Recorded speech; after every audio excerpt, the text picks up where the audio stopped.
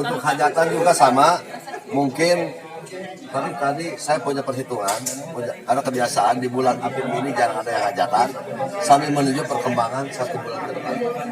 Ya, mudah-mudahan masyarakat bisa menyadari, karena biasanya bulan April ini kejepit, tidak ada yang hajatan. Nah, sehingga kami agak lebih tenang, tidak usah mengeluarkan keputusan terkait yang mengatur hajatan secara terburu-buru. Mungkin untuk wisata lain hajatan nanti Ya, rencana hajatan.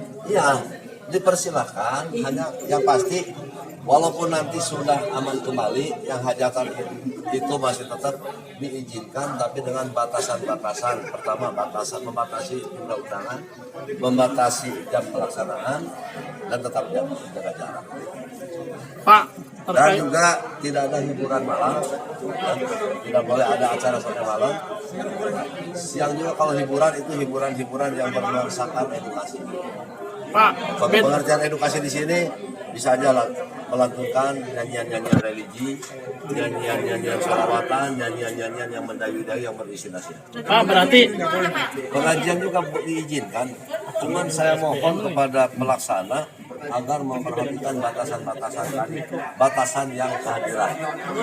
Seperti ada sebuah lembaga pengajian atau itu, mungkin kalau 1 kali menggelar itu ribuan, dan itu mohon maaf untuk sementara dibatasi lah maksimal 300. Cukup ada keterwakilan. Pak maaf Pak, kalau dengan begini AKB kan dicabut diganti PSBM, berarti PSBM spesifiknya seperti apa sih Pak? PSBM spesifiknya kami kalau harus sangat terpaksa di beberapa titik ya yang terjadi keterjangkitan warganya, ya mungkin kami akan memperlakukan lebih spesifik, lebih khusus. Contohnya Kayak kemarin Misalnya di lockdown. seperti yang pernah dilakukan kami di satu desa, Oh, di Cikasos. ya, mungkin desa itu di lockdown semua, mungkin desa itu diisolasi, mungkin juga di sekitar tempat di mana dia tinggal. Oh, jadi Termasuk yang tadi saya sampaikan, kalau di aparat, mungkin di tempat mereka bekerja. Menerapkan pendisiplinan terhadap penggunaan masker, jaga jarak, dan kerumunan massa. apakah sanksinya akan lebih tegas Pak? Nurutan kayak Jakarta kan sampai kayak disanksi pakai uang gitu. Ya, kita menyesuaikan dengan kearifan lokal. Ya, Bupati juga sudah menyampaikan. Sementara tadi saya sampaikan kembali lagi ke pengelola-pengelola untuk tempat hiburan, tempat wisata, rumah makan dan restoran. Ini minta bantuan dari pengelola untuk betul-betul menerapkan protokol kesehatan dengan melihat dari pengunjung. Ya, saya kasih contoh, kalau pengunjung masuk tidak menggunakan masker mungkin tidak diperbolehkan. Atau mungkin mengeluarkan biaya sendiri menyiapkan masker. Ya, benar. Itu. Jadi itu adalah salah satu dukungan dari pengelola atau pelaku usaha terhadap protokol kesehatan pendisiplinan kami ini. Kemudian sanksi-sanksi tadi sampaikan Bupati, apabila tidak bisa mengendalikan, tidak bisa menerapkan protokol kesehatan sesuai dengan anjuran atau dari gugus tugas, bisa ditutup, kemudian atau dibubarkan. Ya, posko yang sudah ada 10 posko. Pos pendisiplinan. Sementara ada 10 pos yang ada di pusat kota, perbelanjaan dan rumah sakit. Akan kami tambah juga pos-pos pendisiplinan yang ada di lokasi wisata. Di tempat-tempat wisata yang kami anggap banyak pengunjung. Contoh di daerah Pelutungan, Dharma, Garjati. Mungkin ada sekitar penambahan 6-7 pos lagi. Juga Bapak protokol yang saya hormati teman-teman pers ya, dari manapun, jadi apapun yang selalu kritis, korektif dalam penyampaian pemerintahan. Ya, alhamdulillah hari ini hadir, namun saya kenapa tidak banyak kan itu. Diwakilkan Pak permedia. Diwakilkan. Termedia sih. Ya. Kalau komplit kan bagus. Oh, kalau audiensi banyak kan. Kalau saya minta audiensi dengan bapak-bapak, kok sedikitan. Tidak lama yang penting apapun. Ini salah satu bentuk kemitraan, salah satu bentuk transparansi dalam sektornya. Bapak Ibu saya hormati, alhamdulillah alhamdulillah kita berbakti kepada masyarakat dan bangsa. Terlebih lagi dalam rangka penyelamatan masyarakat, penyelamatan rakyat, penyelamatan umat, kita sedang bekerja keras terkait dengan virus COVID-19 di dunia. Namun alhamdulillah kita semuanya masih diberikan kekuatan dan kemampuan juga siapa. Pada kesempatan yang baik ini sesuai dengan rencana agenda pemerintah daerah, di mana setelah berakhirnya PSBB Jawa Barat tanggal 22 Juni, kami akan mengeluarkan beberapa kebijakan yang kami godok, yang kami rumuskan berdasarkan masukan-masukan dan tinjauan lapangan, termasuk bagaimana kami merumuskan sebuah kebijakan terkait dengan menuju new normal, adaptasi kebiasaan baru, tatanan kehidupan baru pasca COVID-19 ini, atau semasa masuk dalam masa-masa COVID-19 ini. Dengan diniatkan dengan hati yang tulus, kami akhirnya hari ini akan mengambil sebuah kesimpulan bahwa kita teriak dulu.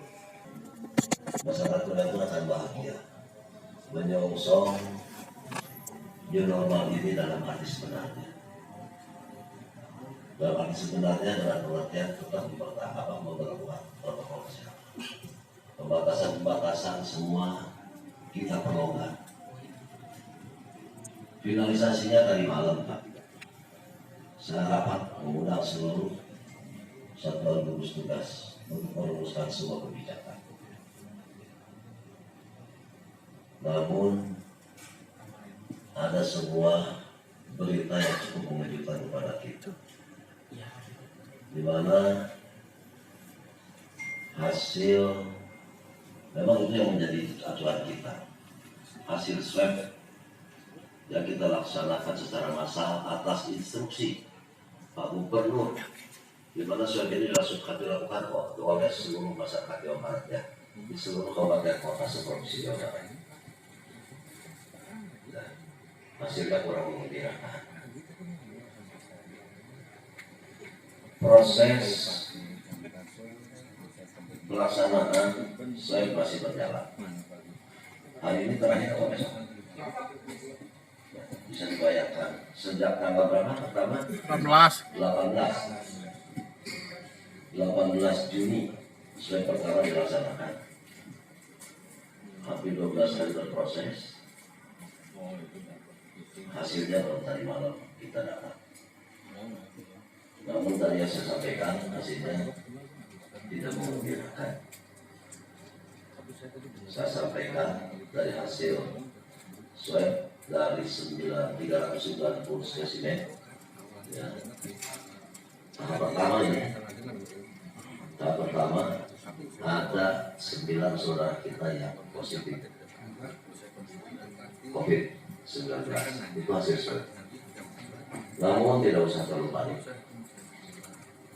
mereka saudara-saudara kita kondisinya masih bagus, sehat, tapi sesuai dengan protokol kesehatan, sesuai dengan kewajiban kami selaku penanganan, khususnya tim dokter, semua tahapan harus kita lalui. Namun sekali lagi, tidak usah bagaimana kita akan merumuskan kebijakan yang tadinya cukup menggembirakan sekarang kurang bagus itu kebijakan. Saya sebagai kepala daerah, sebagai ketua gugus tugas, selalu memotivasi semua rekan-rekan transparansi, ya, sampaikan apa adanya situasi kondisi Kuningan ini. Saya tidak malu kalau hari ini Kuningan zona itu, zona ini, besok zona lain, tidak malu. Dan itu sebuah gambaran Kabupaten Kuningan yang sebenarnya. Dan ini pun hasil pemikiran kita semua. Lebih baik transparan. Karena kami pun tidak ingin menanggung akibatkan kebohongan. Kami pun tidak ingin menanggung akibatkan kesalahan yang fatal. Hari ini kita semua bekerja sebagai gugus tugas. Saya sebagai bupati, Pak Kapolres, Pak Dandim, dan semuanya. Itu semuanya harus memberikan yang terbaik. Dengan upaya-upaya yang telah kita lakukan, saya kira cukup maksimal. Adapun hasil yang didapat itu semata-mata karena kehendak Yang Maha Kuasa. Lalu saya sampaikan, penanganan COVID-19 Kabupaten ini bukan 3 bulan, Pak. 4 bulan, Pak. 4 bulan.